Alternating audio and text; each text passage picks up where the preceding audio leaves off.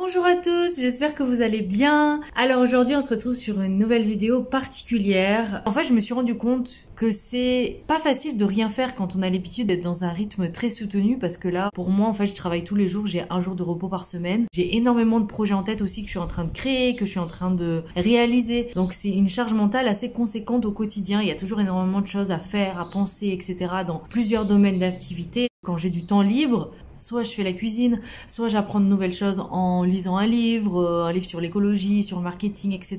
Soit j'écoute un podcast sur l'entrepreneuriat. Donc même mon temps libre, finalement, est souvent lié avec mon travail. Mais c'est normal parce que mon travail, c'est ma passion. Mais c'est vrai que du coup, je ne sais plus ce que c'est ne rien faire. Et là, pendant 3 jours, j'étais dans un rythme totalement différent où j'ai dû apprendre à ralentir et apprendre à ne rien faire. Et c'est vrai que le premier jour, c'était bizarre, quoi. J'étais tendue, j'étais stressée, j'étais en mode mais non, mais il y a ça.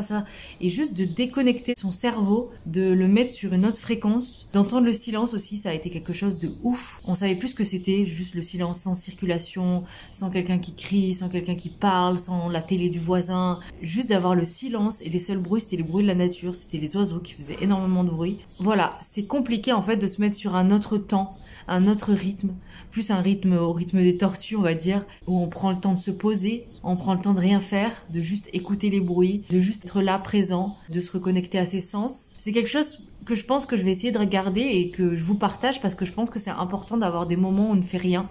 Peut-être que vous les avez, mais c'est vrai que moi, j'en ai pas vraiment des moments où je ne fais rien. Et je pense que c'est important pour son bien-être, de juste être là, peut-être allongé au soleil, sur sa terrasse, ou de juste être là chez soi, sur son canapé allongé, à écouter de la musique, ou juste rien, juste écouter les bruits.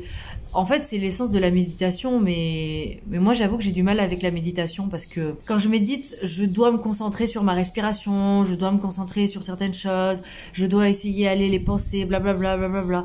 Et en fait, non, tu vois, pour moi, ça me va mieux juste, par exemple, de me poser, de sentir mes sens, tu vois. Et pas me mettre dans une posture de méditation. Pourtant, c'est quasiment la même chose.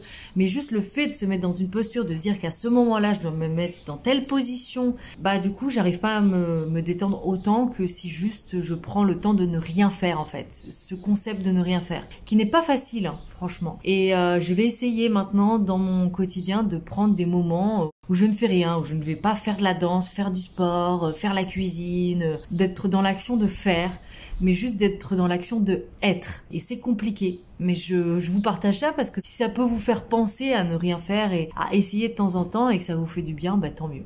Abonnez-vous si vous avez aimé ça. Ciao.